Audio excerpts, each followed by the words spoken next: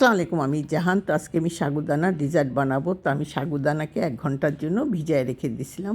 তারপরে আমি ২ ভাগ করে নিছি। একটাতে আমি দুধ আর আগার আগার আর চিনি দিয়ে ভালো করে জাল দিয়ে সেট হওয়ার জন্য রেখে দিছি, এবং আরেকটাতে আমি ফুড গ্রিন কালার দিয়ে আগার আগার পাউডার দিয়ে এটাকে সেট হওয়ার জন্য রেখে দিছি।